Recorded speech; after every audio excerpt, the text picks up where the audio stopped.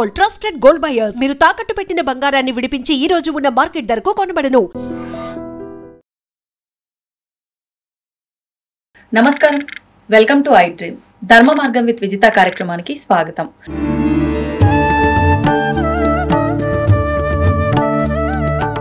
ప్రస్తుతం మనతో పాటు ఉన్నారు గీతా విజన్ ఫౌండర్ స్వామి స్థిత ప్రజ్ఞానంద సరస్వతి గారు. ఇప్పుడు వారితో మాట్లాడి ముఖ్యంగా కార్తీక మాసం యొక్క విశిష్టత, కార్తీక మాసం ఎంతో పవిత్రమైనది అంటూ ఉంటారు, శివకేశవుల ఇద్దరి ఆరాధనకు ఎంతో ప్రీతికరం అంటూ ఉంటారు. మరి ఈ విషయాలన్నీ కూడా వారితో మాట్లాడి క్లుప్తంగా తెలుసుకునే ప్రయత్నం చేద్దాం. నమస్కారం అండి. నమస్తే. మనకు ముఖ్యంగా కార్తీక మాసము అనేసరికి ఆధ్యాత్మికంగా ఎంతో దగ్గరగా ఉండే మాసం అని చెప్పి అంటూ ఉంటారు. అంటే 12 మాసాలు ఉన్నప్పటికీ కూడా అందులోంచి ఒక 4 మాసాలు చాలా విశేషమని, వాటిల్లో ముఖ్యంగా కార్తీక మాసం ఇంకా ప్రాధాన్యమని అంటూ ఉంటారు. దాంతోపాటు చాలా పవిత్రమైన మాసంగా కూడా భావిస్తూ ఉంటారు. ఒకసారి దాని విశిష్టత గురించి, కార్తీక మాసం విశిష్టత గురించి. వాస్తవానికి ఈ కాలం ఏదైతే ఉందో అది ఈశ్వరుడే కాలంగా ఉంటారు. ఎందుకంటే భగవద్గీతలో కూడా చెప్పారు, కాలోస్మి, నేనే కాలమై ఉన్నాను. అందువలన ఈ 365 రోజులు ఆ పరమేశ్వరుని యొక్క మహిమ విభూతిగా ఉన్నప్పటికీ ఈ 365 రోజుల్లో మనలో ఉన్న ప్రకృతి, ఈ సమష్టి ప్రకృతికి ఏదైతే అనుసంధానమై ఉన్నదో, అంటే వ్యష్టి సమష్టి, మైక్రోకాస్మ్ మ్యాక్రోకాస్మ్ అంటారు. అంటే ఒకటి మరిన్ని అనా? వ్యష్టి అంటే వ్యక్తి, సమష్టి అంటే ఇండివిజువల్, టోటాలిటీ.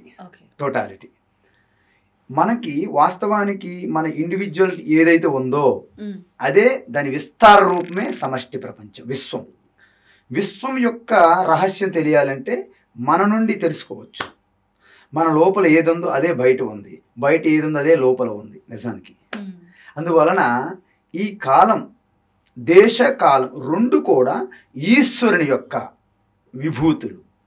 అంటే శుద్ధ చైతన్య పరమాత్మ నుండి ఈ సృష్టి రావాలంటే దేశము, కాలము, వాటి మధ్య సంబంధము అంటారు. మాయా కల్పిత దేశ కాల కలనా వైచిత్ర్య చిత్రీకృతం మాయావీవ విజృంభయత్యపి మహా యోగీవయ స్వేచ్ఛయా తస్మై శ్రీ గురుమూర్తయే నమయిదం శ్రీ దక్షిణామూర్తయే. శంకరాచార్య రాశారు దక్షిణామూర్తి స్తోత్రంలో. అంటే శుద్ధ చైతన్య పరమాత్మలో ఈ సృష్టి ఉండదు, స్థితి ఉండదు, లయము ఉండదు. అయితే శుద్ధ చైతన్య పరమాత్మను ఆధారంగా చేసుకొని ఒక త్రిగుణాత్మకమైనటువంటి మాయ, అంటే దేశము, కాలము, ఈ రెండు విడదీనివి. అంటే ఐన్స్టీన్ సిద్ధాంతం చెప్పినట్టుగా ఈజ్వల్ MC² ఏదైతే చెప్పారో, time and space inseparable, you cannot separate. So ఆ విధంగా కాలం వచ్చినప్పుడు ఏంటంటే మనకు వాస్తవానికి ఏమవుతుంది, ఈ సమ్మర్ స్టార్ట్ అవుతుంది మార్చి నుండి. సో మార్చి నుండి ఈ జూలై అంటే జూన్ వరకు అనుకోండి, మే జూన్ వరకు చాలా హాట్గా ఉంటుంది. హాట్లో చాలా ఇబ్బంది పడతారు.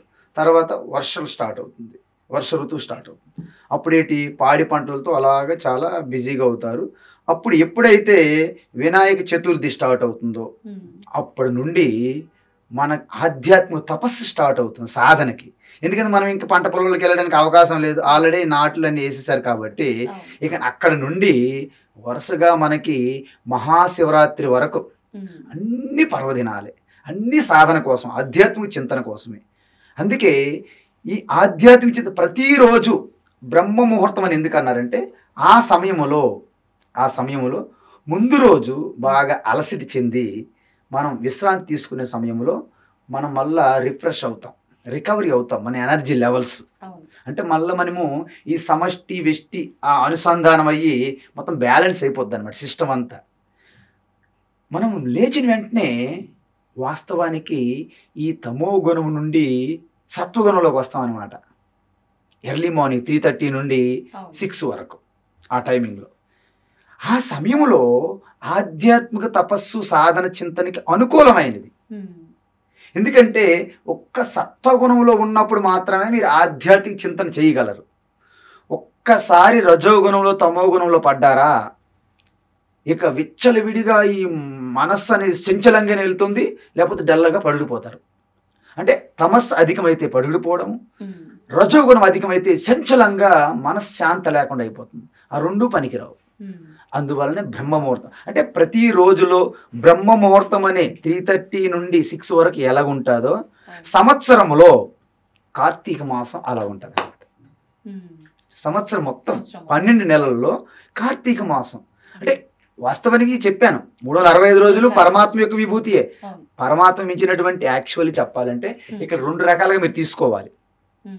మనం కాలము నిజమనుకోని మనం ఎప్పుడైతే జీవిస్తూ ఉంటామో అప్పుడే పలాయన రోజు మంచిది, పలాయన గడియ మంచిది, దుర్ముహూర్తం ఉందా, మంచు కాలం ఉందా, ఇవన్నీ అమృత గడియలు, ఇవన్నీ కూడా మనం కాలం నిజమనుకోని మనం జీవిస్తున్నప్పుడే వర్తిస్తాయి. ఒకవేళ ఈ దేశకాల సంబంధం కూడా మాయా కల్పితం కాబట్టి దానికి ఆధారంగా ఉన్న పరమాత్మయే నా స్వరూపమని పరమాత్మను మీరు ఆశ్రయించినట్లయితే మీకు ప్రతి నిమిషం కూడా అమృత గడియలు అవుతుంది. రోజులో 24 గంటలు అమృత గడియలు అవుతున్నాయి. సంవత్సరంలో 365 రోజులు కూడా అమృత గడియలు అయిపోతాయి. అందువలన ఇక్కడ మనం ఏ లెవెల్లో ఉన్నామని చూసుకోవాలి. చాలా మంది ఇలా చెప్పేటప్పుడు కన్ఫ్యూజ్ అవుతుంటారు. ఈ స్వాములు చెప్తున్నారు ప్రతి అసలు ముహూర్తం అక్కర్లేదు, తీర్థం అక్కర్లేదు అంటున్నారు. అది కాదు, మనం ఎక్కడ ఉన్నామని చూసుకోవాలి. మనము వ్యావహారికమైనటువంటి దేశకాలం ఇవన్నీ వస్తువులు, వ్యవహారం, అనుభూతులు, ఎక్స్పీరియన్స్ ఇవన్నీ సత్యం అనుకునేటప్పుడు అహం బ్రహ్మాస్మి అనేది వర్కౌట్ అవ్వదు. Not correct. అహం బ్రహ్మాస్మి అనేది ఇక్కడ అహంకారం తీసుకొని అహంకారం ఉన్న వ్యక్తి బ్రహ్మానేస్తున్నాడు. అది చాలా తప్పు. కాబట్టి మనం కాలము దాటి వెళ్తే తప్ప మీరు బ్రహ్మాస్మి అనడానికి వీలు లేదు. అంటే వెళ్ళడం ఎలా స్వామీజీ ఏమైనా నేను ఇంకా I have to give up my body అనుకోను. Just in your thinking, your feeling, you are not identified with body and you are not the body. You are not the body and you are not identified with body. And you are not the mind, you are not identified with mind. And you are not the intellect అంటే బుద్ధి, and don't identify with బుద్ధి. అప్పుడు ఏమవుతుంది, నేను శరీరాన్ని కాదు కాబట్టి, శరీరంతో నేను తాదాత్మ్యం చెందడం లేదు కాబట్టి, శరీరంలో జరుగుతున్న ప్రతి చేష్టకి నేను సాక్షిగా నిలబడగలుగుతాను. అప్పుడు ఒక స్టెప్. అంటే ఎప్పుడైతే కారు నేను కాదు, కారుతో నేను ఐడెంటిఫై కూడా చేసుకోవట్లేదు. అందువల్ల కారులో జరిగినటువంటి ఏవైనా ప్రాబ్లమ్స్ వచ్చాయనుకోండి, నాకే జరిగిందని మీరు ఫీల్ అవ్వరు. కొంత టైం అయినా వెయిట్ చేయగలుగుతారు. సరే రేపు మనం తీసుకెళ్దాం గ్యారేజ్కి, సర్వీసింగ్ చేద్దాం అలాగే. సో శరీరం కూడా జరిగినప్పుడు మీరు కూడా దానికి సర్వీసింగ్ చేస్తారు, రిపేర్ చేయించుకుంటారు. బట్ భయపడేది ఉండదు అనమాట. కానీ నేనే శరీరము అనే ఒక భావన కానీ, శరీరంతో కలిసే ఉన్నాను అని రెండో భావన కానీ ఉన్నప్పుడు, శరీరంకి ఏమి జరిగినా నాకే జరిగిపోయింది అనే ఒక భ్రమలో పడినప్పుడు చాలా యాంగ్జైటీకి గురవుతాం అనమాట. అదే స్ట్రెస్గా మారుతుంది. కంప్లీట్గా అనారోగ్యం పాలవుతారు అనమాట. ఈ బీపీ, షుగర్లు ఇవన్నీ రావడానికి ఇలాంటి కారణాలే. కానీ మీరు ఎంత చెప్పినా, స్వామీజీలు ఎన్ని చెప్పినా కూడా ఆ ఒక ఆలోచన నుంచి అయితే బయటికి రాలేము. ఆ స్ట్రెస్ ఖచ్చితంగా తీసుకుంటాము, నేను అనే భావనలోనే ఖచ్చితంగా ఉంటాము. అసలు నిజంగా దాని నుంచి బయటకు రావాలి అని అంటే భౌతికంగా, అంటే శరీరం మనది కాని శరీరంతోటే మనం ఈ పూజలు, ఆరాధనలు అన్నీ చేస్తూ ఉంటాం. శరీరం అనేది ఇన్స్ట్రుమెంట్, టూల్, వాడుకోవాలి. అంటే ఏదైతే నిజానికి నేను కానప్పటికీ నేను అనుకుంటున్నానో దానికి జరిగినవన్నిటికీ మీరే బాధ్యత వహిస్తున్నారు. ఇప్పుడు నిజానికి వాస్తవం సత్యం ఏంటంటే శరీరం నేను కాదు, శరీరం నేను అనుకుంటున్నాను. సో శరీరం జరిగిన వల్ల నాకే జరుగుతుందని బాధ వస్తుంది. దాన్నే సంసారం అంటారు. సో మెల్లగా మనం ఎక్కడి నుంచి వచ్చాము, కార్తీక మాసం నుంచి ఇక్కడికి వచ్చాము. అందువలన కార్తీక మాసం అనేది చాలా గొప్ప సాధనకి అనుకూలము. ఆ సమయంలో వర్షాలు పడుతుంటాయి. ఎక్కడ బయటికి వెళ్ళి ఎక్కువగా వ్యవహారం చేసేది అంత సమయం ఉండదు మీకు. వీలైనంత వరకు ప్రసన్నమైన వాతావరణం ఉంటుంది, పాడి పంటలతో పచ్చగా ఉంటుంది. మన చుట్టూ ఉన్నటువంటి వాతావరణం అందరూ కూడా ఆ వాతావరణానికి, ఆధ్యాత్మిక సాధనకి అనుకూలంగా అనుసంధానం అవ్వగలం. మామూలు సమయంలో మీరు ప్రయత్నం సాధన చేస్తే 1 గంట కాలం ఏదైనా జపం చేశారనుకోండి, కార్తీక మాసంలో 5 నిమిషాలు చేస్తే దాంతో సమానం. ఎందుకంటే మీ లోపల ఉన్నటువంటి ప్రకృతి ఏంటి, 3 గుణాలు, త్రిగుణాత్మకం. బయట ఉన్న ప్రకృతి ఏంటి, త్రిగుణాత్మకం.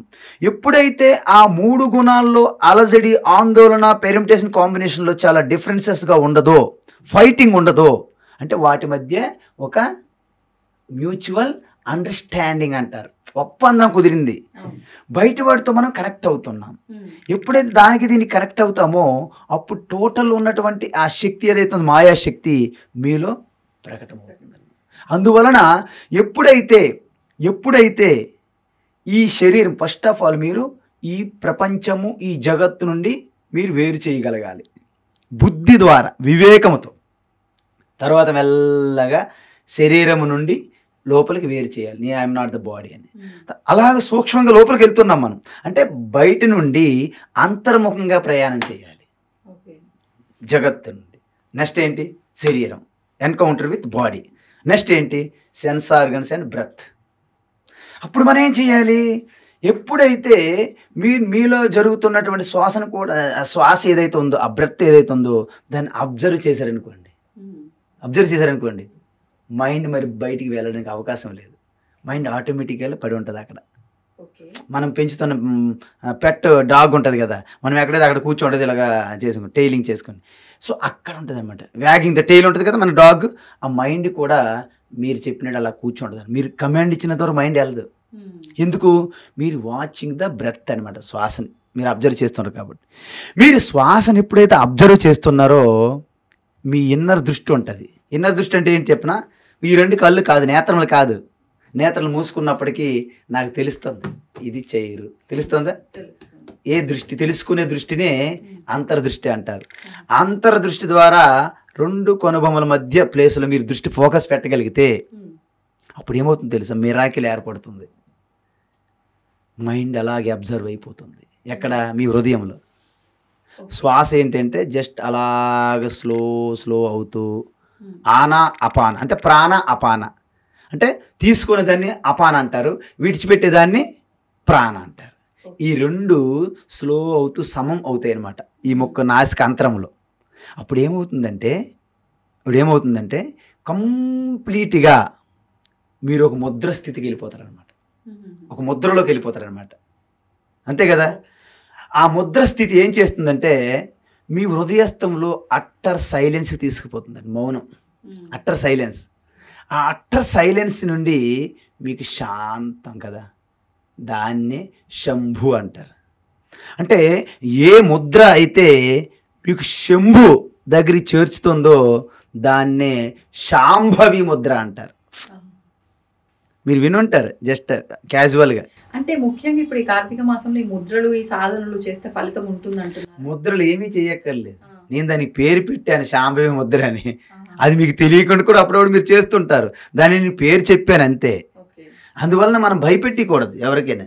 సింపుల్ ఏంటంటే కార్తీక మాసంలో ఇది నేను మీకు అయ్యే సాధనలో చెప్పా, ఇది మాకు కష్టం అన్నారనుకోండి, నో ప్రాబ్లం, కిందకి దిగుదాం. భగవద్గీతలు అలాగే చెప్పారు. ఫస్ట్ హయ్యెస్ట్ సాధన చెప్పారు అర్జునుడికి, నాకేది కష్టంగా ఉన్నది, 1 స్టెప్ కిందకి వచ్చారు. అయితే ఏదైతే మీ లోపల ఉన్నటువంటి ప్రకాశం అంటే మీరు జ్యోతి అనుకోకూడదు. నేను తెలుసుకొని చూసారా, కళ్ళు నేత్రాలు మూసినా నేను తెలుసుకున్నాను కదా, దాన్నే జ్యోతి అంటారు. అంటే తెలుసుకునే దానిని జ్యోతి స్వరూపం అంటారు. అందుకే ఏ ప్రకాశంలో అయితే మనం వస్తువులను తెలుసుకుంటున్నామో, ఏ ప్రకాశంలో అయితే మనం వ్యవహారం చేస్తున్నామో దాన్నే తెలుసుకోవడానికి ఉపయోగపడే జ్యోతి అంటారు. అది బయట ఉంటే ఈ ప్రకాశం అంటున్నాము, లోపల ఉంటే చైతన్యము అంటున్నాం కదా. సో ఆ చైతన్యం అనేది అంతటా ఉంది, లోపల బయట ఉన్నది. ఆ జ్యోతిని మనము చేరుకోవడానికి మనం బయట ఒక జ్యోతి వెలిగిస్తున్నాం. ఎందుకు? దాన్ని టచ్ చేయడానికి. అందుకే మనం కార్తీక మాసంలో ఆ యొక్క 1,000,000 దీపోత్సవాలు, 1,00,000 దీపోత్సవాలు అని పాపులర్గా చేస్తుంటారు. ఎందుకు? జ్యోతి అంటే ఏంటంటే అంధకారాన్ని చెదరగొట్టేది. ఇప్పుడు ముఖ్యంగా అండి మనకున్న పురాణాల్లో మనం ఆచరిస్తున్న ప్రతి విధానం గురించి, ఆచరించాల్సిన విధానాల గురించి కూడా ఉంది విశ్లేషణ అనేది క్లియర్గా అని చెప్పి అంటూ ఉంటారు. ముఖ్యంగా ఈ కార్తీక మాసం విషయానికి వస్తే స్కాంద పురాణంలో, పద్మ పురాణంలో చాలా గొప్పగా ఈ మహత్యం అంతా కూడా వివరించబడింది అని చెప్పి నేను విన్నాను. ఇది వాస్తవం అసలు ఏముంది ఆ పురాణాల్లో మాసం గురించి? అంటే పురాణాలు ఏం చెప్తారంటే, ఏదైతే వేదముల్లో ఒక తత్వం, ఆత్మస్వరూప తత్వం చెప్పాలనుకున్నారో, వేదముల ద్వారా వచ్చిన ఆత్మతత్వాన్ని ఉపనిషత్తులు అంటారు, బ్రహ్మ విద్య.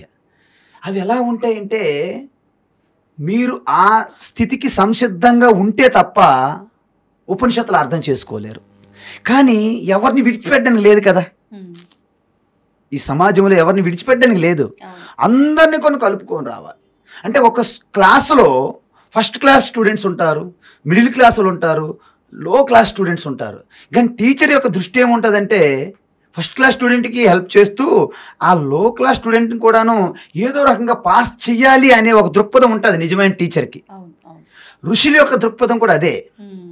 మీరు ఉత్తమ స్టూడెంట్స్ ఉన్నారనుకోండి, మీకు డైరెక్ట్గా ఉపనిషత్తులతోనే మీరు you can realise yourself. You no need to go for Puranas and no need to go all ఈ యొక్క గారిడీలు, ఈ పిల్లి మొగ్గలు వేయడానికి అవసరం లేదు. కానీ అందరికీ సాధ్యం కాదు కదా, ఎందుకంటే మనం అందరం ఆత్మస్వరూపులమే, పరమాత్మ స్వరూపులమే, అందులో డౌట్ లేదు. కానీ ఈ ప్రకృతి ఏదైతే ఉందో అది శాశ్వతం కాదు. మనందరికీ ప్రకృతులు వేరు వేరు, భిన్నం. 3 గుణాల్లో తేడా. 3 గుణాలు అంటే సత్వగుణము, రజోగుణము, తమోగుణము. ఆ 3 గుణముల నుండే మన సూక్ష్మ శరీరం అంటే మనసు, బుద్ధి, ఇంద్రియములు, స్థూల శరీరం, ఈ యొక్క స్థూల దేహము, ఇవన్నీ వచ్చాయి. సో వీటిలో ప్రతి వ్యక్తికి తేడా ఉంటుంది. వాటికి అధిగమించి అన్నిటికీ ఆధారంగా ఉన్నటువంటి ఆ చైతన్యం మన సమానం.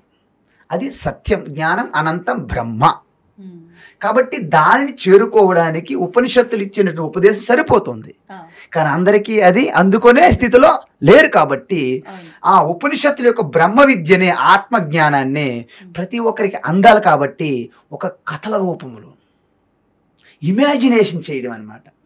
ఉపనిషత్తుల్లో ఏ శివ చెప్పారో ఆ శివ యొక్క తత్వాన్ని అలాగ పిక్చరైజేషన్ చేశారనమాట, ఇమాజిన్ చేశారు. ఎవరు? ఋషులు. మీరు నేను కాదు ఇమాజినేషన్ చేసింది. అంటే ఒక శివ తీసుకునేటప్పుడు, ఒక గణపతి తీసుకునేటప్పుడు, ఒక విష్ణు తీసుకునేటప్పుడు వారి యొక్క ఆ పిక్చర్లో ప్రతి అణువు కూడా తత్వానికి ఇండికేట్ చేసి ఉంటుంది అనమాట. కానీ ఆరంభంలో తత్వం తీసుకొస్తే అర్థం చేసుకోలేము. మీ ఇంతకుముందు చాలాసార్లు చెప్పు ఉంటాను నా యొక్క ప్రవచనాల్లో. వర్షం పడుతుంది అని చిన్న పిల్లడు 3 years 4 years పిల్లవాడు అడిగినప్పుడు మనం వర్షపాతం గురించి ఎక్స్ప్లెయిన్ చేయలేం. ఐరావతం మీద ఇంద్రుడు వస్తాడు, తర్వాత ఈ సముద్ర నీరంతా పీల్చుకుంటుంది తొండంతో, మన మీద ఇలా స్ప్రింకిల్ చేస్తుంది, కాబట్టి వర్షం పడుతుందంటే దిస్ ఈజ్ ఎ స్టోరీ. ఈ స్టోరీ ఆయన చాలా అర్థం చేసుకుంటా, ఓకే వర్షం అంతా నాకు తెలిసిపోయింది అంటాడు. ఇక పెద్దవాళ్ళ దగ్గరికి వచ్చి వర్షం ఎలా వస్తుందో నాకు తెలుసు అంటాడు. చెప్పు బాబు అంటే ఇంద్రుడు ఐరావతం తెల్లనా అని మనం చదువుకున్నాం కదా, ఐరావతం మీద వస్తూ సముద్రం నీళ్ళు పీల్చుకుంటూ మన మీద స్ప్రింకిల్ చేస్తే మనకు వర్షం పడుతుంది. చాలా బాగుంది. ఎంతవరకు బాగుంది పిల్లవాడికంటే 6th class 7th class వెళ్ళినంత వరకు వాడికి కొంత జ్ఞానం. అప్పుడు జియోగ్రఫీ ఉంటుంది కదా, భూగోళ శాస్త్రంలో అప్పుడు చదువుకుంటాడు అనమాట వర్షపాతం ఎలా వస్తుందని. అప్పుడు ఇదంతా కూడా బ్లఫ్ అని తెలుసుకుంటాడనమాట. సో చిన్నప్పుడు ఏదైతే పెద్దవాళ్ళు నాయనమ్మ తాతలు చెప్తుంటారో వాళ్ళందరూ నాకేదో అప్పటికప్పుడు టైంపాస్ చెప్పారు తప్ప అది సత్యం కాదు అనిపిస్తుంది అనమాట. సో మనందరం కూడా గడ్డములు మీసములు వచ్చినటువంటి మీలాంటి వాళ్ళు ఆడపిల్లలు కూడా జుట్టు పండిపోయి మీరు పెద్దోళ్ళు అయిపోయినప్పటికీ, మీ నాయనములు అయిపోయినప్పటికీ ఆత్మతత్వం విషయంలో మీరు బేబీసే, చిన్నపిల్లలే. అర్థమవుతుంది కదా. కాబట్టి మీకు డైరెక్ట్గా సత్యం జ్ఞానం అనంతం బ్రహ్మ అంటే నువ్వు శరీరం కాదు, నువ్వు ఇంద్రియాలు కాదు, నువ్వు మనసు కాదు, నువ్వు బుద్ధి కాదు, వీటన్నిటికీ వెలుగిస్తున్న ఆ చైతన్యం విషయం అనుకోండి, మన కింద మీద చూస్తే ఏం అర్థం కాదు. నేను ఇదేది కాకపోతే నేను ఎలా వింటున్నాను, మీరు ఎలా చెప్తున్నారు, మీరు ఎలా తింటున్నారు, ఇలాంటి క్వశ్చన్లు వేస్తారనమాట. సో ఇలాగ మీకు చెప్పడం కాదు. కాబట్టి అప్పుడు మనము ఒక స్టోరీ తీసుకొస్తాం అనమాట. స్టోరీ తీసుకొస్తాం. ఎలా తీసుకొస్తాం? సపోజ్ రాముడు అరణ్య వనవాసానికి బయలుదేరాడా? ఎవరెవరు బయలుదేరారు? రామ, లక్ష్మణ, సీతమ్మ ముగ్గురు వెళ్ళారు. ముగ్గురు వెళ్తే అక్కడ నది దాటాలి కదా, గంగా నది. అక్కడ గుహుడు ఉన్నాడు, చూశాడు. ఆ శ్రీరామచంద్రుడిని గుర్తించాడు. అందువల్ల ఏమీ తెలియనట్టు యాక్టింగ్ చేస్తున్నాడు అనమాట, ఆ చుట్ట కాల్చుకుంటూ. రాముడు పిలుస్తున్నా రావట్లేదు, అక్కడ ఎవరు పడవలు లేరు. చివరికి వచ్చాడు. వచ్చి ఏమంటాడంటే నా మమ్మల్ని దాటించండి అంటాడు. ఆయన ఏమంటాడు? కుదరదు, నేను దాటించను అంటాడు. ఏమయ్యా దాటించిపోయి అంటే, వద్దండి నీ పాదం నాకు తెలుసు, నీది ఐరన్ లెగ్ మామూలు లెగ్ కాదు, నీ పాద ధూళి ఒక రాయి మీద పడితేనే ఒక స్త్రీగా మారిపోయింది. ఒకవేళ అదే పాద ధూళి నా బోటు మీద పడితే స్త్రీగా మారిపోతే నేనెక్కడ బ్రతకాలి? ఇంట్లో ఆల్రెడీ ఒకరు ఉన్నారు, ఇప్పుడు ఇది కూడా స్త్రీగా మారిపోతే ఇంకా నా జీవితం అవుట్ అయిపోద్ది. వద్దు బాబు నీకు ఒక నమస్కారం, నేను దాటించిన అంటాడు. ఎన్ని చెప్పినా ఒప్పుకోడు అనమాట. చివరికి అయితే ఒకటి ఉన్నది మార్గం, మధ్య మార్గం ఉన్నది. ఏంటి అంటే నీళ్ళు ఆ గంగా జలం తీసుకొచ్చి ఆ పాదం బాగా కడిగి ప్రక్షాళన చేసి ఆ పూజ చేసి ఇంకా ఆ పాదంకి ఎటువంటి దుమ్ము ధూళి లేదని ఈయన కన్ఫర్మ్ చేసుకున్న తర్వాత ఈ పాదం బోటు మీద పెట్టాలంటాడు. అంటే అర్థం ఏంటి? ఆయన భక్తి వచ్చిన అవకాశాన్ని వదులుకోకుండా సక్రమంగా వినియోగించుకుంటాడు అనమాట. సేవ చేయడమే ఈశ్వరుడని. ఎందుకంటే శ్రీరామచంద్రుడు సాక్షాత్ పరమాత్మ అని ఆయన ఎప్పుడైతే విశ్వసించారో ఆయనకి ఏదో రకంగా సేవ చేసుకోవాలి. ఎందుకంటే ఈ విధంగా వెళ్ళకపోతే ఆయనకి సేవ చేసుకునే అవకాశం రాదు కదా. మనందరికీ వస్తుంది అలాంటి అవకాశాలు, ఎక్కడికక్కడ వస్తాయి, కానీ మనం తప్పించుకుని వెళ్ళిపోతాం. మనమే పెద్ద దృష్టి పెట్టాం, గుర్తించాం, అంతే కదా. అదేవిధంగా మనం ఏం చేస్తామంటే మొట్టమొదటిసారి నేను ఏం చేస్తున్నా నాకు ఏదో ఈశ్వరుని అనుగ్రహం ద్వారా జరుగుతుంది అని గుర్తించగలగాలి. సాధారణంగా మనం గుర్తించం.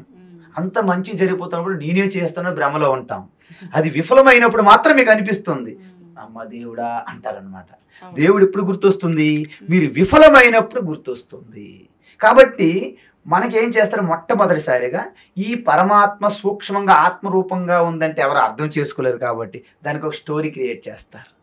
శివ, ఇక్కడ మామూలుగా నీలకంఠం, ఇక నాగేంద్రహారాయ, ఇక్కడ చంద్రశేఖర, ఇటు గంగాధర, ఇవన్నీ చెప్పాం కదా. ఇక్కడ విభూతి, త్రినేత్రుడు, త్రిశూలము వచ్చింది, రుద్రాక్ష, ఎన్ని వచ్చాయి. ఇవన్నీ కూడా చెప్తే ఒక పర్సనాలిటీ తయారయ్యాడు. స్వామి నామాల ఇవన్నీ కూడా శివని ఇండికేట్ చేస్తున్నాయి. మీరు దేని టచ్ చేసినా శివే అవుతుంది అనమాట.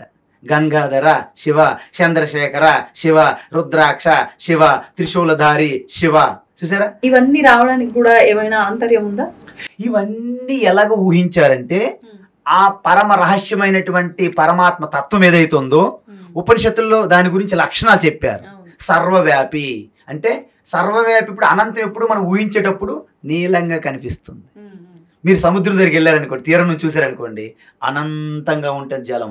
మీకు ఎలా కనిపిస్తుంది? బ్లూ వాటర్గా కనిపిస్తుంది. ఆ వాటర్ పైకి తీస్తే బ్లూనెస్ ఉండదు. ఆకాశంలో చూసారనుకోండి, అది విస్తారంగా ఉంటుంది, అవధులు అద్దులు లేని ఆకాశం. మీకేంటి? బ్లూ స్కై అంటారు.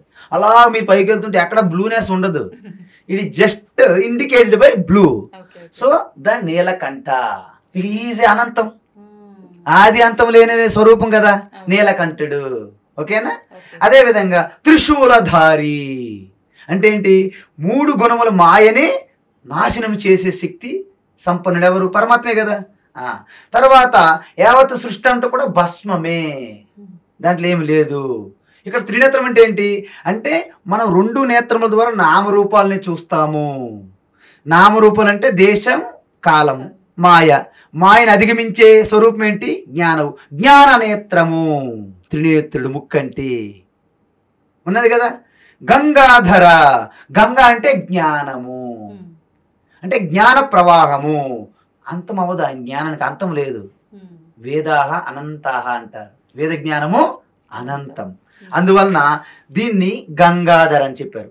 ఇప్పుడు మీకు జ్ఞానము అనంత ప్రవాహం అన్నాను అనుకోండి, మీకేం గుర్తొస్తుంది? ఏదైనా ప్రవాహంగా నీరు వెళ్తే గుర్తొస్తుంది తప్ప మీకు తెలియదు. అందుకే మనం గంగ ఇక్కడ ఉన్నది కదా, హిమాలయ గంగ, ఆ గంగని ఇండికేట్ చేసి అది జ్ఞాన గంగా, శివ యొక్క జ్ఞాన గంగా. సో ఈ విధంగా ప్రతి దేవీ దేవత మూర్తి మీరు తీసుకొస్తే అన్ని నేను అలాగే చెప్తా. నేను చెప్పడం కాదు, ఆల్రెడీ శాస్త్రంలో చెప్పబడింది. పురాణంలో ఏం చెప్పాము? మనం అదే శివునికి ఊహించుకున్నాం. ఇప్పుడు అన్ని పెట్టాం, అన్ని పెడితే ఒక వ్యక్తి అయ్యారు. ఇప్పుడు ఒక వ్యక్తి అయినారు కదా, ఆయన మగవాడిగా చూపెడతారు. ఫస్ట్ మగవాడు ఉంటే ఆడవాళ్ళు ఉండాలి కదా, ఒక ఫ్యామిలీ అవ్వాలంటే. అప్పుడు మొత్తం ఈ 3 గుణాల్లో ఉన్నటువంటి మాయాశక్తి ఉంది కదా, ఆవిడికి ఒక స్త్రీమూర్తిగా మనం రిప్రజెంట్ చేస్తాం.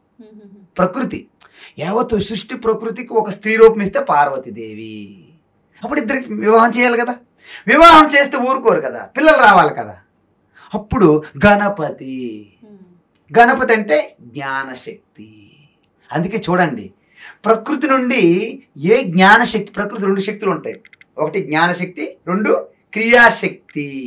క్రియాశక్తి ఎనర్జీ, జ్ఞానశక్తి విజ్డమ్. సో జ్ఞానశక్తి ఇండికేటెడ్ బై గణపతి, క్రియాశక్తి ఎనర్జీ ఇండికేటెడ్ బై సుబ్రహ్మణ్య స్వామి. ఎక్కడి నుంచి వచ్చాయి? మాయాశక్తి. మాయాశక్తి ఎవరికి అధిష్టానము? శివ. ఇదంతా ఫ్యామిలీ అయిపోయింది చూసారా? అంటే ఈ తత్వము ఒక కథగా, ఒక స్టోరీగా రిప్రజెంట్ చేస్తారన్నమాట. ఇప్పుడు మనం ఏం చెయ్యాలి? అందులో కూడా ఇంకొక స్టోరీ ఉంటుంది. ఈ యొక్క క్రియాశక్తి జ్ఞానశక్తి మధ్య పోటీ వస్తుంది అనమాట, కాంపిటీషన్. అప్పుడు ఏం చేస్తారు? క్రియాశక్తికి నాలెడ్జ్ లేదు కదా, సో మొత్తం బ్రహ్మాండం తిరగాలనుకుంటారు. జ్ఞానశక్తి ఏంటి?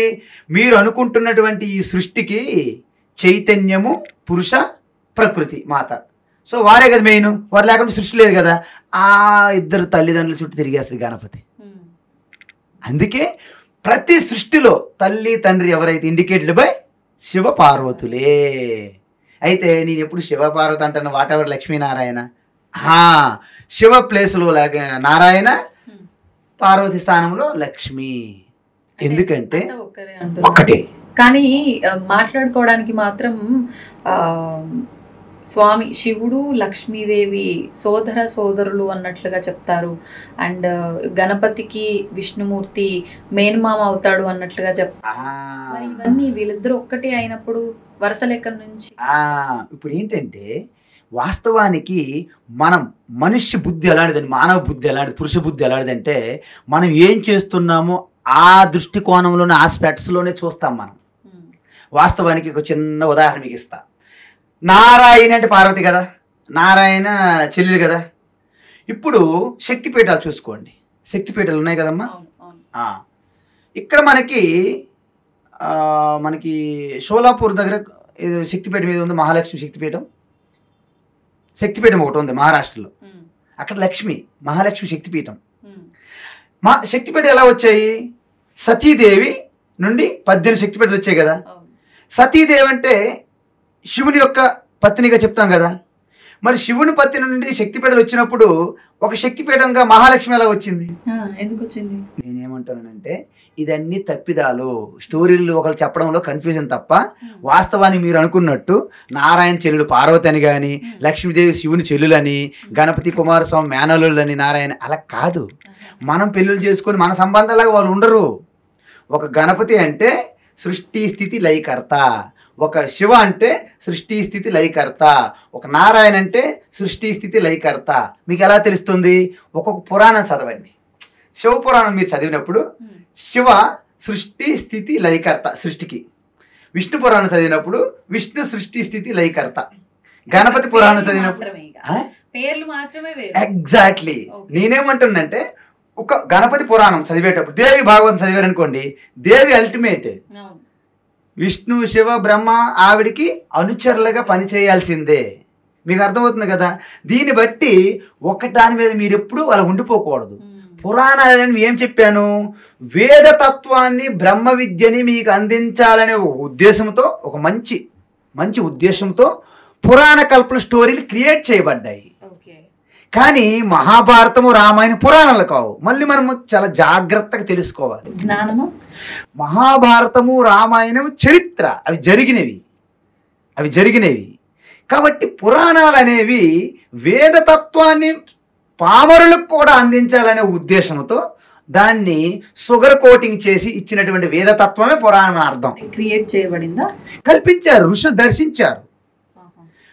ఉపనిషత్తుల్లో ఆత్మతత్వం, శాంతం శివం, అద్వైతం, దాన్నే శివునిగా దర్శించారు. అంటే విష్ణు మనకి నారాయణ సూక్తం మీరు చూసారంటే ఎప్పుడైనా, నారాయణ సూక్తం అంతః బైహి తత్సర్వం వ్యాప్య నారాయణ స్థిత. నారాయణ ఎలాగా? మొత్తం సృష్టి అంతా లోపల బయట, మన లోపల బయట వ్యాపించి, ఆకాశం వల్ల వ్యాపించి ఉన్న చైతన్యమే నారాయణ. దానికి ఏ రూపం పెట్టగలరు మీరు అంటే, ప్రాథమికంగా బిగినింగ్ స్టేజ్లో ఒక రూపం ఇస్తారనమాట. ఆ రూపాన్ని పూజించండి. దానికి కనెక్ట్ అయ్యేటట్టుగా ఒక మంత్రం ఇస్తారనమాట. నారాయణ నారాయణ అంటే ఓం నమ శివాయ, ఓం నమో నారాయణాయ, ఓం నమో భగవతే వాసుదేవాయ, ఓం శ్రీమాత్రే నమః. ఒక మంత్రం ఇచ్చి ఒక రూపం ఇస్తారనమాట. ఎందుకో నేను ముందే చెప్పాను, మీరు ఉపనిషత్తుల ద్వారా చెప్పబడిన బ్రహ్మ విద్యను మీరు అందుకునే స్థితిలో లేరు కాబట్టి మీకు ఒక కథ, ఒక రూపం, ఒక మంత్రం, ఒక స్తోత్రం ఇవ్వడం జరిగింది. సో దానికి అనుష్ఠాన పద్ధతులు, పూజా విధానము, ఎలాగైతే మనకు అక్షరాభ్యాసం వేసేటప్పుడు ఓంకారం రాసి చేస్తారు కదా బాసరలో అక్షరాభ్యాసం, ఆ విధంగా చేస్తూ ఈ కార్తీక మాసంలో చాతుర్మాస్యం అంటారు. అంటే యోగులు, సాధువులు, మహాత్ములు, సన్యాసులు 4 నెలల పాటు వర్షాకాలం కాబట్టి ఎక్కడా వెళ్ళకుండా ఒకే స్థానంలో ఉంటారనమాట. సో అక్కడ సత్సంగాలు, ఈ యొక్క అన్ని భజనలు, కీర్తనలు, మొత్తం సత్సంగం జరుగుతూ ఉంటుంది అనమాట. అందువలనే ఈ సమయం అనేది తపస్సుకి అత్యంత అనుకూలం. కానీ అది కార్తీక మాసం సగంలోనే అయిపోతుంది కదండి. కార్తీక మాసం కూడా అయిపోతుంది కదా, ఏకాదశి వరకే చాతుర్మాస దీక్షలు కంప్లీట్ అయిపోతాయి కదా. యాక్చువల్గా నవంబర్ 5 ఉంది కదా, అంటే కార్తీక పౌర్ణిమ రోజు, ఆ రోజుతో అయిపోతుంది. ఎందుకంటే ఈ టైం అయిపోయింది ఆల్రెడీ. ఇక్కడ వర్షాలు కూడా ఆగిపోతాయి. వర్షాలు ఆగిపోయినప్పుడు మహత్తులు ఒక దగ్గర ఉండరు కదా, మళ్ళీ సంచారంలో ఉంటారు కాబట్టి. సో దీన్ని అత్యంత అనుకూలమైన గొప్ప సమయంగా కేటాయించడం జరిగింది, చెప్పడం జరిగింది. అప్పుడు మనం ఏం చేస్తాము, ఏది చెప్పాలన్నా దానికి కొంత పబ్లిసిటీ అవసరం. నేను కార్తీక మాసం గురించి పెద్దగా పబ్లిసిటీ చేయకపోతే కార్తీక మాసం వ్రతం చెయ్యాలనే ఉత్సాహం మీలో కలగదు. అంతెందుకు, భగవద్గీత అర్జునుడు చెప్పినటువంటి కృష్ణ పరమాత్మ భగవద్గీత యొక్క ప్రమోషన్ కూడా చేశారు ఆయన. ఇది అందరికీ చెప్పకూడదు, ఎవరికైతే తీవ్రమైన తపస్సు చేసి శ్రద్ధాభక్తి కలిగి ఉంటారో, ఎవరైతే ఈ గీత పైన కానీ నాయందు కానీ అసూయ భావం ఉండదో అలాంటి వాళ్ళకి మాత్రమే గీత బోధించండి అని చెప్పారు. దీన్ని బట్టి మనకి ఏమర్థమైంది, మనం గీత తెలుసుకోవాలంటే మనం మంచిగా ఉండాలని అర్థమవుతుందా? తర్వాత గీతా జ్ఞానం ద్వారా మీకు మోక్షం తథ్యం. మీరు గంగా స్నానం చేస్తే మీ మురికిపోతుంది, శరీరం మురికిపోతుంది. కానీ గీత జ్ఞాన గంగా స్నానం చేస్తే జన్మ మృత్యు అనే సంసార చక్రం నుండి బయటపడతారు అని దీని గురించి చెప్పడం అయింది. అది ప్రమోషనే కాదా, పబ్లిసిటీ కదా, స్తుతే కదా. అంటే దీన్ని బట్టి మీరు ఎందుకు చెప్తారంటే, అంటే ప్రమోషన్ అని ఎందుకు అనుకోవాలి, పబ్లిసిటీ తెలియజేయాలి, లోక కళ్యాణం కోసం. ఎస్, లోక కళ్యాణమే, కానీ దాని గొప్పతనం తెలిస్తే కదా చేస్తుంది, ఉత్సాహం చూపెడతారు. ప్రయోజనం అనుద్దిశ్య మందోపి న ప్రవర్తతే అంటారు మహాత్ములు. ప్రయోజనం లేకపోతే ఎంత జడు అయినప్పటికీ అది చేయడానికి ఉత్సాహం చూపెట్టరంట. సో దాని గురించి గొప్పతనం చూపెట్టాలి. నాయన మీరు జిమ్కి వెళ్తారు, ఎందుకు వెళ్తారు? ఎంత కష్టపడి జిమ్లో అలాగా స్వెట్టింగ్, టాయిలింగ్ ఎందుకు? నువ్వు చాలా యాక్టివ్గా ఉంటావు, మంచి ఎనర్జెటిక్గా ఉంటావు, నీ యొక్క ఆరోగ్యం బాగుంటుంది, అంతే కదా. ఇప్పుడు మీరు డైటింగ్ చేయాలనుకుంటున్నారు, ఎందుకు చేస్తారు? మీ ఆరోగ్యం బాగుండాలని, అంతే కదా. ఇప్పుడు మీరు కష్టపడి మార్నింగ్ నుండి ఈవినింగ్ వరకు మీరు ఎంత టైర్డ్గా అయిపోయినప్పటికీ మీ యొక్క ప్రొఫెషన్, మీ వృత్తిని చేస్తూ ఉన్నారు. ఎందుకు చేస్తున్నారు? నెలాఖరికి మీకు కొంత పారితోషికం వస్తుంది, దాని ద్వారా ఇల్లు గడపాలి కదా. ప్రయోజనం ఉందా లేదా? ప్రయోజనం లేకుండా అమ్మ ప్రతిరోజు morning 10 to 6 o'clock no pay nothing వచ్చి చెయ్యండి అంటే మీరు చేస్తారా? చెయ్యరు. మీరు బాగా చేస్తే మీకు ప్రమోషన్ వస్తుంది, మీ స్కేల్ ఇంక్రీజ్ అవుతుంది, అంటే మీరు ఇంకా ఉత్సాహంతో కష్టపడి చేస్తారు. అదేవిధంగా మామూలు టైంలో మీరు సాధన చేస్తున్నారో లేదో పక్కన పెడితే ఈ 4 నెలలు చాతుర్మాస్యం, అదేవిధంగా ముఖ్యంగా కార్తీక మాసంలో, కార్తీక మాసం ఒక్క నెలలో కనుక మీరు వ్రతం చేస్తే 12 నెలలు చేసిన దానితో సమానం అన్నాం అనుకోండి. ఏం వ్రతం అండి? కార్తీక మాస వ్రతం అంటే శివ, విష్ణు, దేవి ఏదైనా సరే, అంటే ఆ యొక్క ఈశ్వరుని యొక్క సన్నిధిలో మీరు గడపాలి. భజన, కీర్తన, పారాయణము, సత్సంగము, ఉపవాసాలు, జాగరణములు, ధ్యానము ఏదైనా చేసినా ఇవన్నీ కూడా అంటే మీకు అనుగుణమైనటువంటి సాధనలు ఎంచుకొని ఈ కార్తీక మాసంలో చేయడం వలన మీకు అధికమైనటువంటి ప్రయోజనం వస్తుంది. ఎందుకు వస్తుంది? అందరూ కూడా ఆ మాసంలో, ఆ కార్తీక మాసంలో వెజిటేరియన్స్ ఎక్కువ అవుతారు. నాన్ వెజ్ తినేవాళ్ళు అయినప్పటికీ ఆ మాసంలో తినకపోవచ్చు. ఇంతకుముందు తన దుష్ప్రవర్తన ఉన్నప్పటికీ ఆ నెలలో కొంచెం కామ్గా ఉండొచ్చు. అంటే సమష్టిలో ఎక్కువ యాడ్ అవుతుంది. అంటే ఈ సామూహికమైనటువంటి ఈ తపశ్శక్తి మీలో ఒక రకమైనటువంటి ఉద్ధారణ కలిగిస్తుందంట, ఉత్థానం కలిగిస్తుంది అనమాట. అందువలన ఈ మాసం అనేది ఎంచుకోవడానికి కారణం. అందుకే కార్తీక మాసంలో ఒక్కొక్క కథలు చూడండి, చిన్న చిన్న కథలు చూడండి, అద్భుతమైన కథలు ఉంటాయి అక్కడ. పురాణంలో కార్తీక పురాణమే, కార్తీక పురాణంలో కథలు ఉంటాయి అన్నమాట. చిన్న చిన్న స్టోరీలు చూద్దాం. ఏంటి అంటే, బయటికి పెద్ద గొప్ప సాధువుగా కనిపిస్తున్నప్పటికీ, మనకు బయటికి చెడుగా ఉన్నప్పటికీ వాళ్ళిద్దరి మీద తేడా చూపెడతారనమాట. మానసికంగా దైవ చింతన చేసుకుంటూ బయట ఏదో వృత్తి చేసుకుంటారనమాట. వాళ్ళకి ఎవరు గుర్తించరు. బయటికి అంగులు ఆర్భాటాలు చేసుకొని మానసికంగా దురలవాట్ల మీద ఆలోచించేవారు ఉంటారనమాట. వాళ్ళ యొక్క పతనము, వారి యొక్క గొప్పతనం చూపెడతారనమాట. ఉదాహరణకి ఒక టెంపుల్ ఉంటుంది, అక్కడ ఒక పూజారి ఉంటాడు, ఆ పక్కనే ఒక చిన్న హౌస్లో ఒక స్త్రీ ఉంటుంది అనమాట. తన యొక్క పేదరికం స్థితి, ఏదో కొన్ని పరిణామాలు, కొన్ని పరిస్థితులు ఆవిడికి ఒక చెడు వ్యవహారంలో పడేసింది అనుకోండి, ప్రారంధం. సో ఈయన ఏంటంటే ఆవిడ వైపు చూస్తూ, ఆవిడికి దూషించుకుంటూ, ఆవిడని తిట్టుకుంటూ, మానసికంగా ఆవిడ గురించే చింతిస్తూ పూజ చేస్తూ ఉంటాడనమాట పూజారి.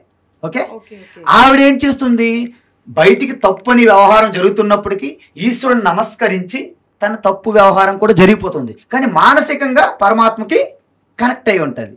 అప్పుడేమవుతుంది చెప్పండి, అప్పుడు ఏం జరుగుతుందంటే, పూజారి చనిపోయినప్పుడు అందరూ పూజారికి నమస్కరిస్తారు కదా, మనకి శటకోపం పెట్టాలి, తీర్థం ఇవ్వాలి, ప్రసాదం ఇవ్వాలి, అయ్యగారు నమస్కరిస్తాం కదా. కానీ లోపల మాత్రం అక్కడ ఏం జరుగుతుందో చూసుకుంటాండి ఈయన ఆలోచన. ముందు మాత్రం దంటు కొట్టేసి తిప్పేస్తుంది ఆరతి అనమాట. సపోజ్కి కథ చెప్పాను నేను, అందరూ ఏమనుకోకూడదు, దానికి ఎవరి మీద నాకు ఇది ఉద్దేశం ఏమి లేదు, సదుద్దేశంతో చెప్తున్నాను నేను. ఓకే, అయితే ఈయనకి ఊరేగించారు చనిపోయిన తర్వాత. ఎందుకు? మహాత్ముడిగా భావిస్తున్నారు సొసైటీ. ఇక లోపల ఆయన ఏంటనేది ఈశ్వరుడికి తెలియాలి. ఆవిడ చనిపోయారు, ఆవిడ చనిపోతే ఈవిడ చండాలురాలు అనే మనుషులందరూ చేదరించుకుంటున్నారు, శరీరానికి అవమానిస్తున్నారు, ఈయన బాడీకి పూజిస్తున్నారు, ఊరేగిస్తున్నారు. కానీ శరీరానికి అవమానం పడింది, కానీ తన వాస్తవానికి పుణ్యగతి పొందింది, పుణ్యలోకాలకి. ఈయన శరీరానికి ఊరేగించారు తప్ప ఈయన వాస్తవానికి నరకం లోకంకి వెళ్ళాడు. దీన్ని బట్టి మీకేమర్థమైంది? బయట ప్రగల్భాలు, బయట ఆర్భాట్లు, హంగులకి ఎటువంటి ప్రతిఫలం ఉండదు. అందుకే తపస్సు కూడా ప్రాథమికం నుండి, శారీరకం నుండి, వాచికం వరకు మానసికంగా అలా పైకి వెళ్ళాలి. అందుకే పురాణంతో స్టార్ట్ చేస్తాం. ఏం చేస్తారు? ఎప్పుడు ఏమి పట్టించుకోవు, నాన్ వెజ్ తింటావు, అనేక చెడు అలవాట్లు ఉన్నాయి, ఒక్కొక్కటి విడిచిపెట్టు. వారం రోజులు నాన్ వెజ్ లేకపోతే ఉండలేను అని నేను. అప్పుడు ఏం చేయాలి? అట్లీస్ట్ వారం 2 సార్లు మానేసి 5 సార్లు తినండి. అలా ఒక నెల రోజులు అయిన తర్వాత 3 రోజులను మానవయ్యా, 4 రోజులు, అలా స్టెప్ బై స్టెప్ అలా రావాలి. ఒక్కసారి అన్ని మానే అంటే మీరు చెప్పడం మానేనని మమ్మల్ని వదిలేసి వెళ్ళిపోతారు ఆయన. ఎందుకు? అలాగే ఉంటుంది, సొసైటీ అలాగే ఉంటుంది. కాబట్టి మనం ఏం చేస్తున్నామంటే, కార్తీక మాసం అని చెప్పేసి ఈ వినాయక చతుర్థి నుండి మళ్ళీ మహాశివరాత్రి వరకు ఒక్కొక్క దేవీ దేవతకి ప్రత్యేకమైన స్థానం ఇచ్చుకుంటూ మనలో ఉన్నటువంటి ఆ గొప్పతనాన్ని చెప్తున్నాం. అంటే ఎంతోమంది భక్తులు వాళ్ళ జీవితాల్లో ఎలా ఉద్ధరించుకున్నారు, ఆ ఉదాహరణలు, ఆ యొక్క దృష్టాంతాలు, ఆ కథలు మనలో నింపడం వలన మనలో కూడా నిరుత్సాహం నుండి ఎంతో ఉత్సాహంగా వస్తాం. నిన్నే నేను ఒక ఫోన్ చేశారు, నాకు ఒకరు ఫోన్ చేశారు. ఆవిడికి షుగరు, చాలా నిరుత్సాహంతో బాధపడుతున్నది ఆవిడ, షుగర్తో. ఈ మధ్యనే వాళ్ళ నాన్నగారు చనిపోయారు, ఆవిడ బెంగ పెట్టుకొని అనారోగ్యం పాలైపోతుంది. నిన్న ఫోన్ చేశా నిజామాబాద్, ఫోన్ చేసి ఇవన్నీ చెప్పేసరికి ఒక్కసారి ఆవిడ ఫోన్లోనే ఆవిడ ముఖంలో నవ్వు నాకు వినిపించింది. ఒక్కసారి బయటపడారు. ఏంటంటే మనం ఏమనుకుంటామంటే, ఇక నా జీవితం సరే అయిపోయింది అనుకుంటాం. కానీ ఒకటి మాత్రం గుర్తుంచుకోండి, ఇది చాలా చిన్న ప్రయాణం. ఏంటి? ఇది చాలా చిన్న ప్రయాణం, ఇంకెంతో ఉంది. మీకు ఏది జరిగినా ఇది చిన్న ప్రయాణం. ఈ ప్రారంధం అనేది చాలా తక్కువ. మనం ఎలాగైతే ఒక గ్రామం నుంచి ఇంకో గ్రామం ప్రయాణం చేస్తామో, ఈ జీవితమే, ఈ శరీరమే చిన్న ప్రయాణం. ఎందుకు?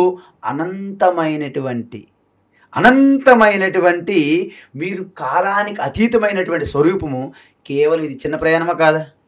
ఒక్కసారి మీరు ఈ చిన్న ప్రయాణం మనం ఒకసారి చూసుకుంటే మీరు దేనికి బాధపడరు. మీరు అన్నట్టుగా అంటే మీరు ఈ సాధనలు ఇవన్నీ చేస్తూ ఈ స్పిరిచువల్ మార్గంలో ఉన్నారు కాబట్టి చిన్న ప్రయాణంలో అనిపించవచ్చు, కానీ ఎవరికి వాళ్ళకి వచ్చిన చిన్న సమస్య కూడా చాలా పెద్దదిగానే అనిపిస్తుంది. సముద్రాన్ని అయితే ఎలా దాటలేము, దాటడం కష్టము అని మాట్లాడుకుంటాము, ఈ కష్టాల కడలిని కూడా దాటలేము, ఇది ఒక మహాసాగరము అని ఒక ఇబ్బందుల్లోనే మనం ఉంటాము, ఆలోచిస్తాము, చిన్నదైనా సరే పెద్దగా. మరి అంటే వీటికి ముఖ్యంగా విశేషంగా మనకు ఏదైనా ఫలితం రావాలి అని అంటే ప్రతిదీ కోరిక, కష్టము, సుఖము, దుఃఖము ఈ ఆలోచనలోనే ఉన్న వాళ్ళకి దానికి తగ్గట్టుగానే ఫలితం రావాలి. విశేషంగా ఏం చేయొచ్చు కార్తీక మాసంలో దాని నుంచి బయటపడాలి? ఇప్పుడు సముద్రం నుంచి మనము దాటలేమన్నారు మీరు. నేను ఇప్పుడు వెళ్తున్నా, సముద్రం దగ్గరికి వెళ్తున్నా. నేను ఫారిన్ కంట్రీ వెళ్ళాలి, అమెరికా వెళ్ళాలి. నేను సముద్రంలో స్విమ్మింగ్ చేసి వెళ్ళేంత దమ్ము నాకు లేదు కదా. మీరు ఉన్నారు, నేను ఉన్నాను. అయితే మనం ఏం చేయాలి? మనం ఒక షిప్ ఏదైనా చూసుకోవాలి. ఒక నది దాటాలంటే బోటు, షిప్ చూసుకో. అదేవిధంగా ఈశ్వర అనే ఒక బోటు అవైలబుల్గా ఉంది.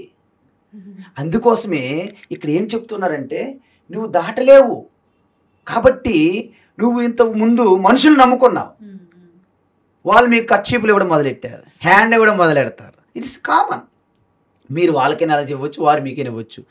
అయితే ఎవరికి కర్చీపు హ్యాండ్ ఇవ్వకుండా శాశ్వతంగా ట్రస్ట్ వర్తి ఎవరున్నారు? దేవుడు అనుకుందాం, మనం చూడలేదు. కానీ దాన్ని మీరు నమ్ముకుంటే అది మీకు దాటిస్తుందని చెప్తున్నారు. ఇది ఎలా సాధ్యం అంటే, యావత్ సృష్టి అంతా కూడా ఒకే పరమాత్మ స్వరూపంగా ఉన్నది కాబట్టి అద్భుతాలు చాలామంది వ్యక్తుల్లో అవి జరిగాయి. ఎప్పుడు జరుగుతాయి తెలుసా? మీలో ఎప్పుడైతే ఎటువంటి సంకోచం లేకుండా, సంశయం లేకుండా పూర్తిగా ఈ వ్యక్తిగతం వెష్టి నుండి సమష్టి పరమాత్మతో మీరు ఇక అంత ఆయనకి భారం వదిలేస్తారో, యూ విల్ టేక్ కేర్. ఆయన రెడీగా ఉన్నారు తీసుకోవడానికి. కానీ మనమంత వేగం వదలం, మనకు డౌటు. నేనే ప్రయత్నిస్తూ ఉంటానన్నమాట. మీరు ప్రయత్నిస్తున్నంత వరకు ఈశ్వరు నుండి మీకు ఎటువంటి సహాయం అందదు. ప్రయత్నం లేనంత వరకు అంటే నేనే చేసేస్తున్నా అనే ప్రయత్నం ఉన్నంత వరకు ఈశ్వరు నుండి మనకు ఎటువంటి సహాయము అందదు. మీరు ఎప్పుడైతే ఈశ్వరుని గుర్తిస్తారో, ఎప్పుడైతే మీ హృదయస్థములో ఆ విశ్వాసం, దృఢమైన విశ్వాసం కలుగుతుందో, చూడండి ఇవన్నీ గజేంద్ర మోక్షమని, ద్రౌపదీదేవని, ప్రహ్లాదుడు ఈ కథలు ఎందుకు చెప్పారంటే, అక్కడ జరిగినటువంటి సన్నివేశాలు మనం చూస్తే వాస్తవానికి ఈ మధ్య కాలంలో ఎంతోమంది మహాత్ముల్లో జరిగినవి. ద్రౌపది ఉన్నది. ద్రౌపదికి దుశ్శాసనుడు అత్యంత దారుణమైనటువంటి ప్రవర్తన చేస్తున్నప్పుడు తాను రక్షించుకోవడానికి వ్యక్తిగతంగా చాలా ప్రయత్నం చేసింది అమ్మ. ఆ తర్వాత పాండవులు రక్షిస్తారనుకోంది, కుదరలేదు. భీష్ముడు ద్రోణుడు రక్షిస్తారనుకోంది, కుదరలేదు. ఇక ఎవ్వరు కూడా నాకు రక్షించలేరు అని అయిపోయింది. నేను ఎలాగా రక్షించుకోలేను, అబల. సో అప్పుడు ఏమనుకున్నారంటే ఆవిడ, ఇక నా పని అవుట్. అంటే నాకు రక్షిస్తే ఈశ్వరుడు అనేవారు ఉంటే ఆయన మాత్రం రక్షించాలి.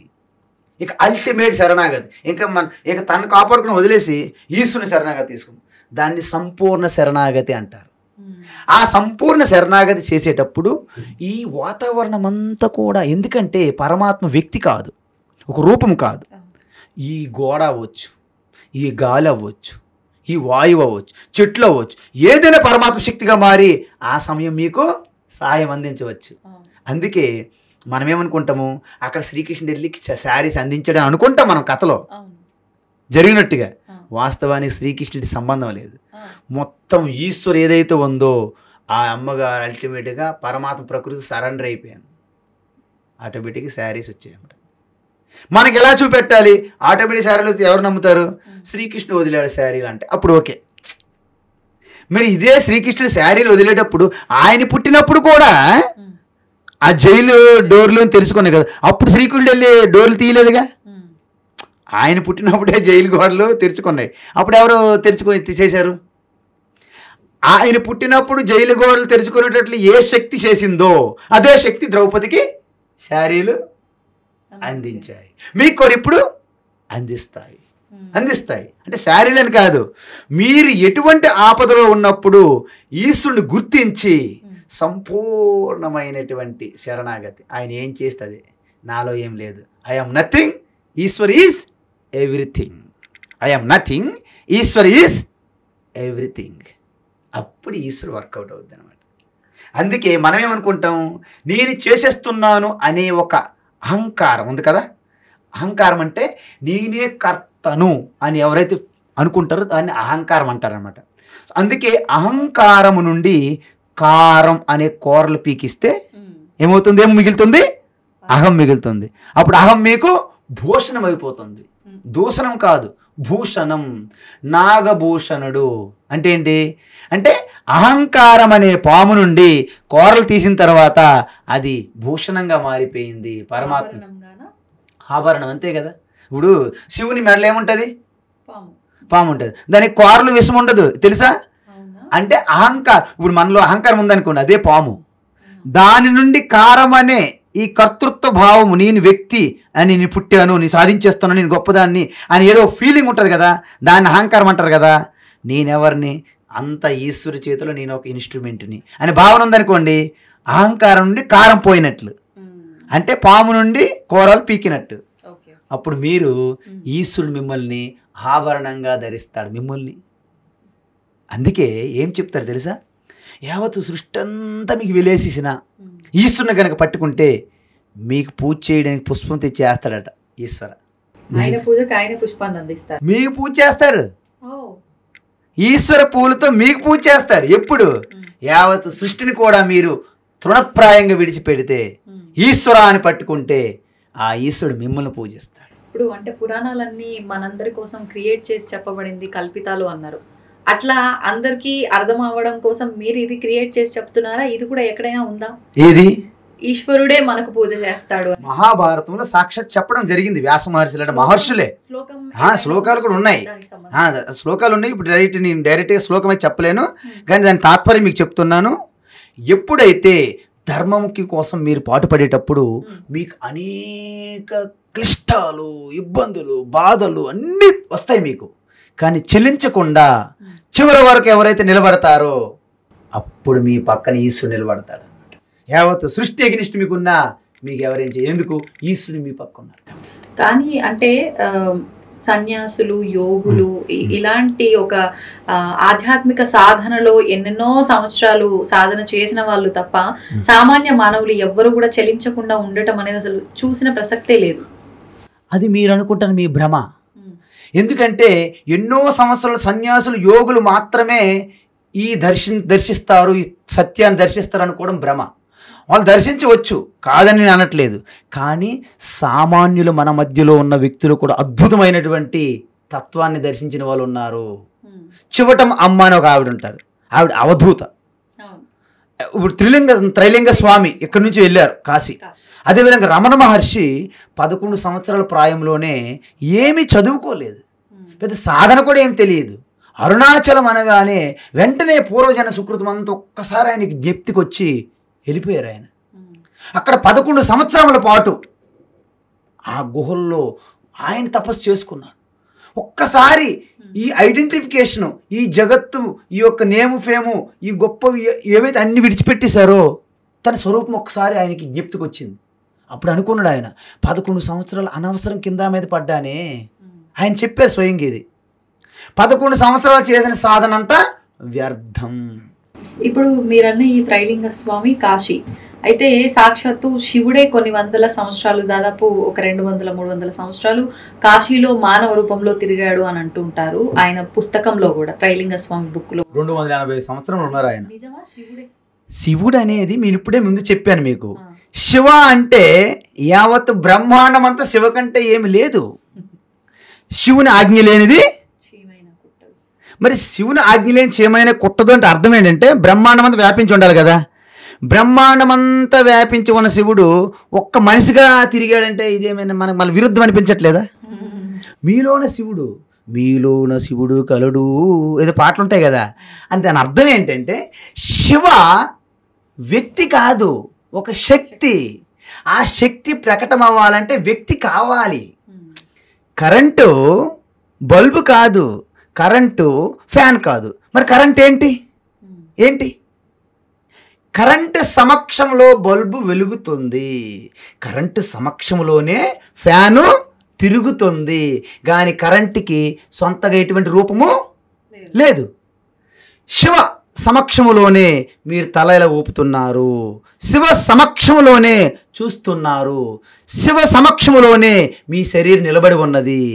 కాబట్టి శివకి రూపము, మరి మీరే చెప్తున్నారు, మళ్ళీ ఏం తిరుగుతున్నాడు అంటారు. మళ్ళీ విరుద్ధం అనిపించట్లేదా మీ మాటలు మీకు?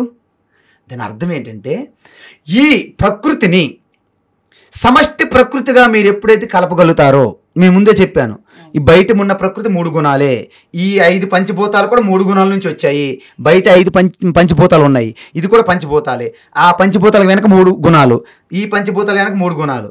ఈ 3 గుణాలను ఇవి కూడా నాతోనే, నా సమక్షంలోనే వెలుగుతున్నాయి అనే భావనతో అది ఒక్కసారిగా రాదు. అభ్యాసం, అభ్యాసం, కూసు విద్య. మీకు విషయం చెప్పనా, ఈ సృష్టిలో ఇది చాలా కష్టమండి అంటుంటారు కొంతమంది. నేను ఒక మాట అంట, కష్టం అంటూ సృష్టిలో లేదు. It is very difficult and Swamiji, do you know, it is very difficult. There is no difficult. అసలు డిఫికల్ట్ అనేది సృష్టిలో లేదంట. మరి ఏమున్నది? Just learning to mastery is a process. మన స్కూల్లో ఫస్ట్ జాయిన్ అయినంటే పిల్లవాడు భయపడతాడు, స్కూల్కి వెళ్ళడం బుర్రో అంటాడు, అవునా? అది పాస్ అయిపోయి 10th క్లాస్ వెళ్ళిన తర్వాత మళ్ళీ 2వ తరగతికి వెళ్ళేది భయపడతాడా? ఎందుకు? మాస్టర్ అయిపోయాడు అనమాట. అంటే there is no difficulty, there is no easy. మరి ఏమున్నది? Just process of learning to master. మీరు లెర్నింగ్లో ఉండేటప్పుడు మీరు డిఫికల్ట్ అనుకుంటున్నారు, మీరు మాస్టర్ అయినప్పుడు మీకు ఈజీ అయిపోతుంది. ఇప్పుడు చెప్పండి, డ్రైవింగ్ నేర్చుకునేటప్పుడు మనకు డ్రైవింగ్ రాదు, కార్ డ్రైవింగ్ చేస్తే మనకు చేతులు వణుకుతుంటాయి. మీరు ఆల్రెడీ డ్రైవింగ్లో బాగా నేర్చుకొని అసలు సందుల్లో గొంతుల్లో తిప్పేస్తున్నారు అనుకోండి, ఓల్డ్ సిటీలో కూడా, మీరు డ్రైవింగ్ భయపడతారా? కారు ఎప్పుడు టైం జరుగుతుందో లాగేస్తాను అనిపిస్తుందా లేదా? అంటే ఏమైంది మీ భయం, ఏమైంది మీ డిఫికల్టీ? అభ్యాసం, అవునా? అంటే మనకి మనస్సు దేనిపైన ఇది గొప్పది అనే ఒక ఇంట్రెస్ట్ ఎప్పుడైతే మీకు క్రియేట్ అవుతుందో, మనసు ఇలా అక్కడ కూర్చుంటుంది, దాన్ని లాగేస్తుంది, మనసు అదే అయిపోతుంది. అందువలన చిన్నపిల్లలకి చదువు మీద ఇంట్రెస్ట్ ఉండదు, ఆటల మీద ఇంట్రెస్ట్ ఉంటుంది. ఎందుకు? మనస్సు ఆటల మీద గొప్ప ప్రయోజనాన్ని గుర్తిస్తుంది అనమాట. అదే మనసుకి చదువు మీద మీరు ఇంట్రెస్ట్ చూపించినట్లయితే బాగా చదివేస్తారు అన్నమాట, పిల్లలు నెంబర్ 1 అయిపోతారు అనమాట. అందువలన మనస్సుకి మనం నేర్పించాలి. అందుకే మానస బోధ కావాలి మనకి. కష్టం లేదు. మీరు అన్నారు అప్పుడు యోగులు, సన్యాసులు, సాధువులు వాళ్ళే చేయగలరు కానీ సమాజంలో ఉన్నవాళ్ళు ఎక్కడ చేయగలరు అంటే, భగవద్గీత సమాజంలో ఉన్నవాళ్ళకి చెప్పింది, సన్యాసులకు మహాత్ములకు కాదు. సమాజంలో ఉంటూ మీ కర్తవ్య కర్మలు చేసుకుంటూ ఆ ఆత్మజ్ఞానాన్ని తెలుసుకుంటూ ఆత్మానుభూతి చెందాలనే భగవద్గీత వచ్చింది. అదే నేను మీకు భగవద్గీత బుక్ నేను ఈవేళ తీసుకురావడానికి కారణం ఏంటంటే, నేను దీన్ని రాశాను. ఏంటి? భగవద్గీతను నేను రాయలేదు, ఆ శ్లోకాలకి తాత్పర్యం ఏదైతే ఉందో అత్యంత సులభంగా, స్పష్టంగా, శ్లోకం చదవడం కూడా చాలా తేలిగ్గా ఉండేటట్లు 4 పాదములుగా విడదీసి, వాటికి వేరు వేరు కలర్స్తో పెద్ద పెద్ద ఫాంట్ సైజు పెద్దగా చేసి, ఆ యొక్క తాత్పర్యం కూడా ఉపనిషత్తుల్లో చెప్పిన తాత్పర్యం డైరెక్ట్గా అర్థమయ్యే రీతిలో, అంటే మన న్యూస్ పేపర్ అలాంటి లాంగ్వేజ్లో రాసి, కొన్ని శ్లోకాలకి బొమ్మలు కూడా, ఫొటోస్ కూడా యాడ్ చేసి ఈ బుక్ రాయడం జరిగింది. అతి తొందరలోనే దీన్ని విడుదల చేయబోతున్నాం. అందువలన భగవద్గీత కేవలం సన్యాసులకి, యోగులకని కాదు, ప్రతి వ్యక్తికి, అంటే ఈ భూమండలం మీద ఉన్న ప్రతి మనిషికి భగవద్గీత ఒక మార్గదర్శి. ఎలాగైతే ఒక ఇన్స్ట్రుమెంట్ ఎలా పని చేయాలంటే ఒక మాన్యువల్ ఎలా ఉంటుందో, మనిషి తన జీవిస్తూనే మానవత్వం నుండి దైవత్వంలోకి ఎలా మార్చుకోవాలి అనే ఒక కంప్లీట్ మాన్యువలే భగవద్గీత. కాబట్టి ఒక్కసారి గనక భగవద్గీత గనక మీరు తెలుసుకుంటే, చదివితే, అధ్యయనం చేస్తే, ఇక మీ పురాణాలు, వేదములు, ఉపనిషత్తులు అన్నిటి సారాంశం కూడా భగవద్గీత దగ్గర వచ్చేస్తుంది. అందువలన పురాణాలు ఏం చెప్తాయి? 3 రకాలు చెప్తాయి. ఫస్ట్ శరీరంతో చేసే తపస్సు చెప్తాయి, వ్రతాలు, ఉపవాసాలు, పూజలు అన్నీ చెప్తాయి. తర్వాత 2వ స్టెప్ ఏం చెప్తే పురాణాలు అంటే పారాయణము, జపము అని వాక్ ద్వారా తపస్సు. 3వ స్టెప్ ఏం చెప్తుందంటే నీ మనసు ద్వారా చింతన కూడా చెయ్యాలి, మనసు ద్వారా చింతన చెయ్యాలి.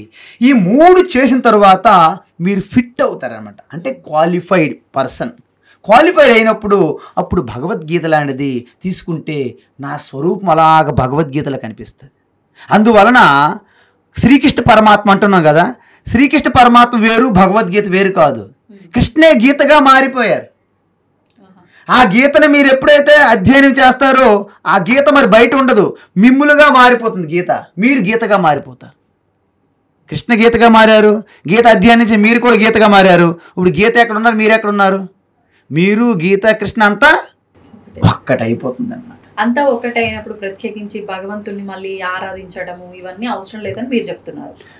ఆరాధించడం అవసరం లేదని కాదు, ఈ శరీరం ఉన్నంత వరకు ఈ అభ్యాసం ద్వారా జరుగుతుంది తప్ప అది చేసినా మీరు పొందేదేం లేదు, చెయ్యిపోయినా పోగొట్టుకునేది ఏమి మిగలదని చెప్తున్నాం. ఇప్పుడు చిన్నప్పుడు మనము ఎక్కాలు టేబుల్స్ ఉంటాయి, రోజు రాసేవాడిని నేను చిన్నప్పుడు. మీరు ఇంటర్మీడియట్ డిగ్రీకి వెళ్ళిపోయిన తర్వాత ఆ ఎక్కములు అప్పుడు మీరు రాసినా మీకు ప్రయోజనం పెద్దగా లేదు, అవి రాయకుండా విడిచిపెట్టిన మీకేమి నష్టము ఉంటుందా? మీ అక్క మర్చిపోయి 9 1 9 9 2 18 అని రాస్తారా? డిగ్రీ పీజీకి వెళ్ళినప్పుడు రాయకపోతే ఏమైనా కోల్పోతారా? రాయకపోతే కోల్పోం, కానీ నేర్చుకోకపోతే ఇబ్బంది పడతాం కదా. నో, మీరు ఆల్రెడీ చిన్నప్పుడు చదివేశారు కదా, 2 3 4 అన్ని చదివి డిగ్రీకి వెళ్ళారు కదా. డిగ్రీలో కూడా మళ్ళీ ఎక్కాలు టేబుల్స్ రాసుకుంటారా? ఈ పూజలన్నీ కూడా మీరు మొదట్లో బాగా నిష్ఠ సాధించినంత వరకు చేస్తూ ఉండాలి. ఎప్పుడైతే మీరు హయ్యెస్ట్ లెవెల్ అంటే తత్వాన్ని అధ్యయనం చేసే ఆ శ్రవణము అంటే కేవలం తత్వచింతన, వినడము చెప్పడము, తర్వాత డౌట్స్ ఏమైనా సంశయాలు ఉంటే తీర్చుకోవడం. మీరు కూర్చున్నట్టు 5 నిమిషాలు టైం దొరికితే చాలు, ఇంకా అన్నిటిని జార విడిచి మీ స్వరూపంలో నిలిచి ఉండడం, అది మీకు అలవాటు అయిపోతుంది, సహజమైపోతుంది. మీకు ఒక విషయం చెప్తాను, చిన్న టిక్ అనమాట, చిన్న టెక్నిక్ అంట, టిప్పు చిన్న టిప్పు టెక్నిక్ ఏదైనా అనుకోండి. జస్ట్ శ్వాస తీసుకుంటాం కదా, పూర్తిగా శ్వాస లాగండి లోపలికి, విడిచిపెట్టేటప్పుడు జస్ట్ ఓం అనే భావన చెయ్యండి. బయట కానక్కర్లేదు, మళ్ళీ అందరూ వింటారు ఈవిడేంటి మారిపోయింది, మళ్ళీ డౌట్ అని మిమ్మల్ని తీసుకెళ్ళిపోతారు ఎక్కడికి హాస్పిటల్కి. చాలా ప్రాబ్లం అనమాట ఇదంతా సమాజంతోనే. కాబట్టి మీ లోపల మీరే విడిచిపెట్టేటప్పుడు ఓం అనే భావన చెయ్యండి. ఇది 24 గంటలు శ్వాస జరుగుతుంది కదా. ఎవరికైనా సరే శ్వాస ఆపేసి ఎవరైనా పడుకుంటున్నారా? అంటే శ్వాస తీసుకొని విడిచిపెట్టేటప్పుడు ఓంకారం ఫీల్ అయితే అది హయ్యెస్ట్ ధ్యానం అయిపోతుంది. దానివల్ల మీరు డైరెక్ట్గా డివైన్ పవర్ కనెక్ట్ అయిపోతారు అనమాట. ఇక మీరు ఈ కార్తీక మాసాలు అనేవి నిరంతర కార్తీక మాసంలో ఉంటారు అన్నమాట మీరు. అందువలన మనం ఒక జ్యోతి వెలిగిస్తాం కదా, ఆ జ్యోతి ఏంటి? జ్యోతి ఏం చేస్తుంది? అజ్ఞానం అనే చీకటి పైన జ్ఞానం అనే జ్యోతి విజయం సాధించడమే దీపావళి. అందువలన ఆ యొక్క జ్ఞాన జ్యోతికి మనం స్వాగతం పలుకుతున్నాం. అదేవిధంగా కార్తీక మాసంలో 1,000,000 దీపోత్సవాలు, 1,00,000 దీపోత్సవాలు ఎన్ని చేసినా, ఎన్ని జ్యోతులైనా కాంతి ఎన్ని? కాంతి ఒకట అనేకమా? ఒకటే. వెలుతురు ఒకటే కదా, జ్యోతులు అనేకం, కానీ కాంతి ఒక్కటే. అందువలన మనం బయట జ్యోతి వెలిగిస్తూ మనం ఏం ప్రార్థించాలి? బయట వెలుగుతున్న జ్యోతి నా యొక్క లోపల ఉన్న అజ్ఞాన మోహాన్ని తొలగించి ఆత్మజ్యోతిని ప్రకాశించుగాక అని భావన చేసి జ్యోతి వెలిగించాలి. మనమేమనుకుంటాము? జ్యోతి అంటే నిజంగా జ్యోతి అని అనుకోకూడదు. ఈ చైతన్య జ్యోతికే ప్రతిరూపంగా మనం బయట జ్యోతి వెలిగిస్తున్నాము. కార్తీక జ్యోతి బయట వెలిగిస్తున్నాము. ఆ జ్యోతిని చూస్తే మన లోపల ఉన్న చైతన్యం జ్యోతి ప్రకాశించినప్పుడు దాని చుట్టూ ఉన్నటువంటి అజ్ఞాన అంధకార ఈ మోహ భ్రాంతులన్నీ చల్లా చెదురైపోతాయి. అందుకే ఎప్పుడైతే ఇక్కడ ఆత్మజ్యోతి 3వ నేత్రంగా మనం ప్రతిరూపంగా చూసేటప్పుడు అక్కడ మోహము భ్రమలు పోతాయి. అందుకే మన్మథ దగ్ధం అంటే ఏంటి? మన్మథ ఇండికేటెడ్ బై మోహము, భ్రాంతి, అజ్ఞానం. అందుకే దానికి మనం ఏమంటాము? స్టోరీ చెప్తాం. శివుడేమో ధ్యానంలో ఉంటాడు, పార్వతి ఎంత తపస్సు చేసినా ఆయన లేవడు. ఆవిడికేమో కలపాలి, ఇద్దరు కలపకపోతే బిడ్డ రాకపోతే తారకాసురుడు వధ జరగదు. ఏదో స్టోరీ, ఆ కథ. అప్పుడేమవుతుంది? వీళ్ళకి హెల్ప్ చేయడానికి దేవతలందరూ నానా కష్టాలు పడుతుంటారు. అప్పుడు మన్మధుడికి రతీదేవి పంపిస్తారు. అక్కడ మొత్తం అంత వసంత ఋతువుని క్రియేట్ చేస్తారు. అంటే ఇంకిద్దరు కలవాలని. ఆయన సామాన్య ధ్యాని కాదు కదా, గొప్ప మెడిటేషన్లో ఉంటాడు. అప్పుడు ఒక్కసారి మన్మధుడు పూలబాణం వేస్తాడు. అప్పుడు శివుడు అనుకుంటాడు, నాకు అసలు ఎటువంటి చలనం అయ్యే పరిస్థితి లేదు, నన్ను కనీసం డిస్టర్బ్ చేసే శక్తి లేదు. ఎవరు ఇంటి చూస్తాడు? చూసరికి ఎదురుగా మన్మధుడు ఉంటాడు. 3వ కన్ను తెరుస్తాడు, దగ్ధమైపోతుంది. ఇదంతా స్టోరీ. ఎప్పుడైతే నేను చెప్పినట్టు ఈ బయట జ్యోతి మీ ఆత్మజ్యోతిగా మీరు తెలుసుకునేటప్పుడు మనస్సు, బుద్ధి, శరీరం, ఇంద్రియములను కూడా మీ యొక్క ఇన్స్ట్రుమెంట్లుగా మీరు చూడగలుగుతారు. అందులో వాటి వల్ల జరుగుతూ ఉంటాయి. కానీ అయాం అంటే నేను అనే ఒక్కదాన్ని పట్టుకోండి. అయాం, మిగతా జారిపోతాయి. అంటే ఇవన్నీ ఆలోచనలన్నీ జారిపోయి ఒకే ఆలోచన మిగిలి ఉంది. ఏంటది? శివోహం, నేను శివ అని ఉన్నది. చివరికి నేను శివ అనేది కూడా జారిపోవాలి. ఎందుకు? నేను శివ అనేవారు కూడా మిగలరు. అక్కడ కేవలం శివే ఉంటుంది. శివ అంటే వ్యక్తి కాదని చెప్పాను కదా. సో వ్యక్తే లేడు అక్కడ. ఇంకేమున్నది? అంత ఒక శక్తిగా ఉంది. అది తెలుసుకుంటే అదే ఆత్మజ్యోతి, అదే శివ. అందుకే అంతర్జ్యోతి బహిర్జ్యోతి ప్రత్యగ్జ్యోతి పరాత్పర జ్యోతిర్జ్యోతి స్వయం జ్యోతి ఆత్మజ్యోతి శివోస్మ్యహం. బయట జ్యోతి, లోపల జ్యోతి, అన్నిటికంటే జ్యోతుల్లో కల్లా గొప్ప జ్యోతి అదే స్వయం జ్యోతి. మీరే ముట్టించడానికి ఎవరు ముట్టించిన జ్యోతి కాదు అది. అది స్వయం సెల్ఫ్ షైనింగ్, సెల్ఫ్ ల్యూమినస్. ఆ యొక్క స్వయం జ్యోతి ఏంటి? ఆత్మజ్యోతి. ఆత్మజ్యోతి ఏంటి? శివ. శివ ఎవరు? అహమస్మి, నేనే శివ అని చెప్తారనమాట. అందుకే దాన్ని ఎలా చెప్పారు ఉపనిషత్తుల్లో, వేద మంత్రాల్లో? న తత్ర సూర్యో భాతి న చంద్రతారకం నేమా విద్యతో భాంతి కుతోయమగ్ని తమేవ భాంతమనుభాతి సర్వం తస్య భాస సర్వమిదం విభాతి. మనం ఆర్తి ఇచ్చేటప్పుడు ఇది పాడాలి ఈ మంత్రం. హారతి ఇచ్చేటప్పుడు ఈ మంత్రం చెప్పాలి. చాలా మంది తెలీదు. కర్పూర గౌరం కరుణావతారం సంసార సారం భుజగేంద్రహారం సదా వసంతం హృదయారవిందే భవం భవానీ సహితం నమామి. ఇది పాడేస్తుంటారు. దీనికి ఆర్తికి సంబంధం లేదు. మీకు 2 మంత్రాలు చెప్పాను ఇప్పుడు. ఒకటి శ్లోకం, ఒకటి మంత్రం. నతత్ర సూర్యోభాతి అంటే ఇప్పుడు నేను ఇలా కన్ను మూసుకున్నాను, ఇంద్రియములన్నీ బయట నుంచి విస్మరించేశాను. నేను బాడీ కాదు, బాడీ ఆల్రెడీ నా యొక్క ఎరుకలో తేలుతుంది. బాడీ, ఇంద్రియములు కూడా నేను కాదు, మనసు నేను కాదు. ఇవన్నీ నేను కాదనేటప్పుడు వాటితో తాదాత్మ్యం, ఐడెంటిఫికేషన్ ఉండదన్నమాట. సో వాటి మీద ధ్యాస పోయిందనమాట. అప్పుడు కేవలంగా ఏకం ఎరుకగా మిగిలి ఉన్నాను కదా. మిరుకుగా ఉన్నాను అంటే మీకు తెలుస్తుంది నేనున్నాను, నాకు తెలుస్తుంది. ఆ తెలుసుకునే తత్వాన్ని జ్యోతి అంటారని చెప్పాను కదా. ఇప్పుడు బయట ఏదైనా వస్తువులు మనం చూడాలంటే మనం వెలుతురు ఉండాలా? బయట పట్టపగలు వెలుతురు ఎక్కడి నుంచి వస్తుంది? సూర్యుడి నుంచి వస్తుందమ్మా, మంచిది. రాత్రిపూట ఈ యొక్క లైట్లు కానీ చంద్రుడు కానీ వెలుతురు చూస్తాము. మరి ఇప్పుడు ఈ 2 లేవు. ఓకే, 2 లేవు. కళ్ళు మూసుకున్నారు, స్వప్నంలో అన్ని వస్తువులు చూస్తున్నారు. మరి స్వప్నంలో ఏ సూర్యుడు వెలుగుతున్నాడు? ఏ చంద్రుడు వెలుగుతున్నాడు? ఏ తెలంగాణ పవర్ హౌస్ నుంచి మీకు ఎలక్ట్రిసిటీ వస్తుంది? లేకపోతే ఆంధ్రప్రదేశ్ పవర్ హౌస్ నుంచి ఎలక్ట్రిసిటీ వస్తుందా? లేదు. ఏ వెలుగులో మనం చూడగలుగుతున్నా? అది ఆత్మజ్యోతి, స్వయం జ్యోతి. అక్కడ నతత్ర సూర్యోభాతి. చూసారా మంత్రం అర్థం? వేద మంత్రం చూడండి. నతత్ర సూర్యోభాతి, అక్కడ సూర్యుడు వెలగలేడు. నా చంద్రమా, చంద్రుడు వెలగలేడు. నా నక్షత్రాలు, నా విద్యుత్ మెరుపులు, ఎటువంటి జ్యోతులు వెలగలేవు. మరి సూర్యుడు చంద్రుడు వెలిగించలేని ప్లేస్లో నువ్వు ఒక చిన్న హారతి వెలిగించగలవా? కుతో అయం అగ్ని. ఏ విధంగా నేను అంటే నీకు సూర్య చంద్రుడు కూడా వెలిగించలేరు నిన్ను. ఎందుకు? వాళ్ళ వెలుగుకి నువ్వు కారణము. ఈ చిన్న కర్పూరం పెట్టి నేను వెలిగిస్తున్నా. చూసారా? అంటే సృష్టిలో ఫస్ట్ నీ తర్వాతనే నిన్ను అనుసరించే సర్వం సృష్టి అంతా వెలుగుతుంది. అందుకే సూర్యమండలంలో ఏదైతే ఆత్మశక్తిగా ఉనికిగా ఉందో అది మీ హృదయస్థంలో ఉంది. ఆదిత్య హృదయం.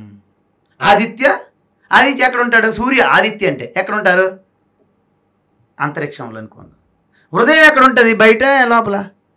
ఆదిత్య హృదయం. యచ్చాయం పురుషే యచ్చ అయం పురుషే యచ్చ అసౌ ఆదిత్యే సహ ఏకః. ఉపనిషత్ మంత్రం. నా హృదయస్థంలో గుండె చప్పుడు వెనక